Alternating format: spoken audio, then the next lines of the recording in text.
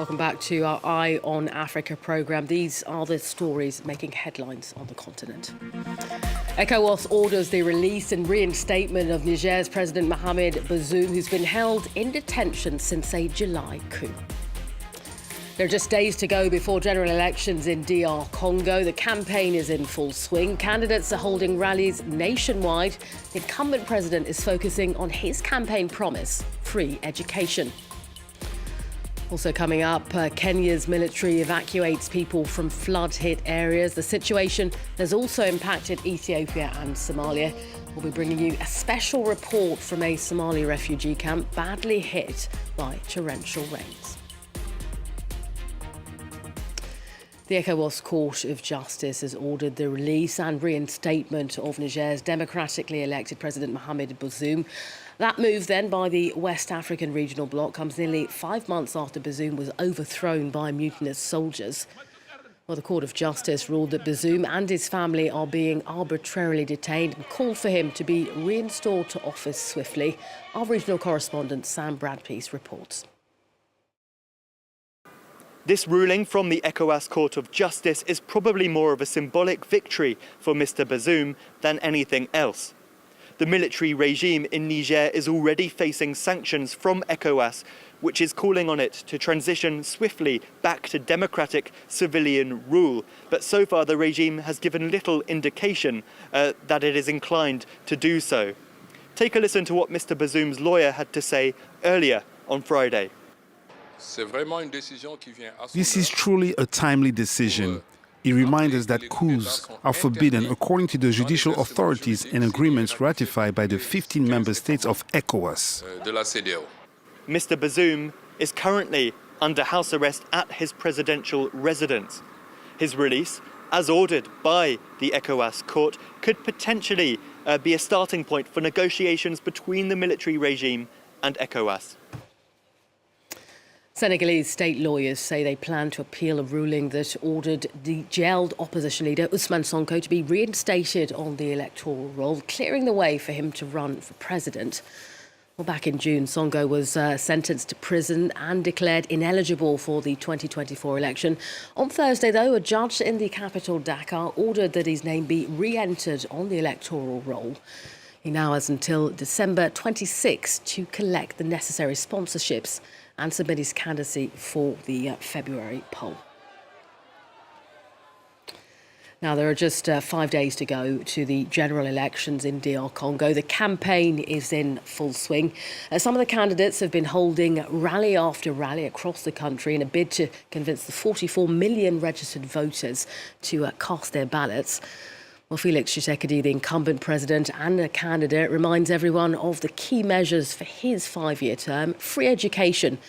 The measure is enshrined in the Constitution, but has never been applied until now. Our correspondents on the ground sent us this report. Lubumbashi, in southeastern Democratic Republic of Congo, Valentin Ngoy is hurrying home to his children after finishing a morning's work. He wants to encourage them in the middle of exam season. Ngoy's family survives on a tight budget, but this year they're relieved. They have had to pay no school fees for their 6 children. We used to pay $200. So now we're using that money for other things. We can buy soap, food. Free primary schooling has been President Felix Tshisekedi's flagship social policy from his first term in office. The measure has long been inscribed in the Constitution, but it was never applied until 2019. School enrollment has soared since fees were abolished. There are an extra 5 million children now in classrooms across the country, according to official figures. Here, pupils recite the alphabet and go over exam papers. Despite having 28 years of experience, this school year isn't proving easy for teacher Omer. He's struggling to keep his pupils focused. With 32 pupils, I used to teach and I was listened to. Now that it's free, there are many more, so it's really complicated. You can even see the way they are on the tables.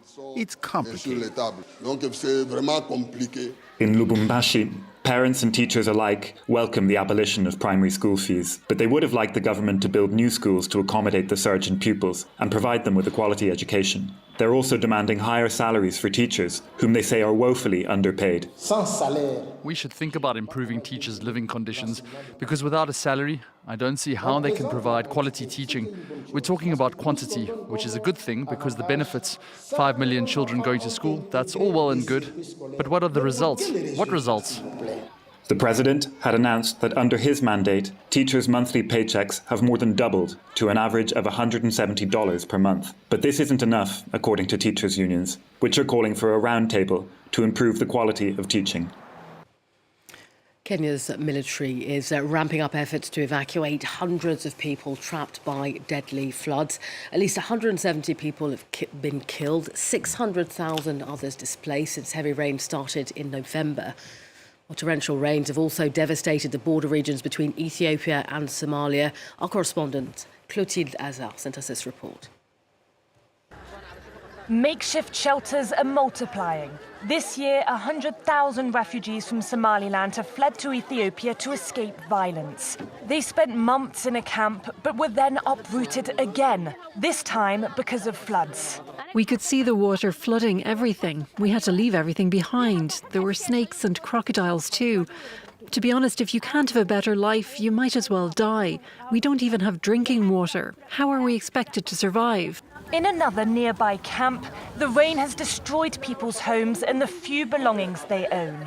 It started raining very hard. It was uncontrollable and our house collapsed on my wife, my children and me. Our neighbours had to come and rescue us. A deluge after 4 years of drought. Families are resorting to eating tree leaves to survive. I pick them near the river and sell them, and the rest I cook for my children. That's all I have. NGOs are trying to respond to the emergency and to find solutions that would make refugees less vulnerable to climate change. We look at what is available locally, the sun, and how to harness the sun to give this population access to clean energy, because energy is essential to ensure development and adaptation to the climate. How can we harness water? Channeling water is a better way so that it can be used to supply the population, livestock and irrigation. The UN and the Ethiopian government have launched an appeal to the international community. So far, only 35% of donations needed to help these refugees have been paid. Now, the Horn of Africa is suffering the increasing impacts of climate change, including drought and flooding. Earlier this year, the region suffered its worst drought in 4 decades. One Ethiopian family decided to act and planted over 2,000 trees in a bid to conserve both soil and water. Clarisse Fortuné reports. A seemingly endless landscape. Thousands of trees that seem to be piercing the sky. A green oasis in the heart of the Ethiopian capital, Addis Ababa. This woodland was created 16 years ago when a man turned a 5,000 square metre plot of land into a plantation. Today, his daughter, Empress Jerusalem, a musician, and her family continue her father's legacy, planting saplings. There are now over 2,000 trees.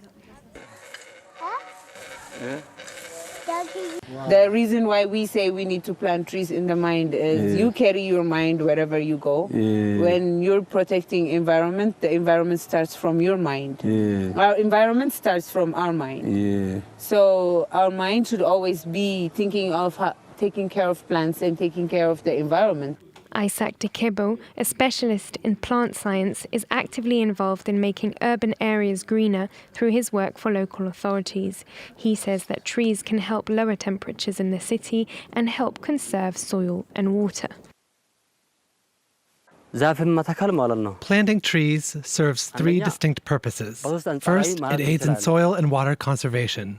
Second, it enhances the aesthetic appeal of the environment.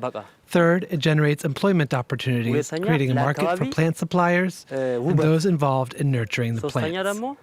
The couple finance the project themselves. They hope their actions and music will inspire others to care for their environment.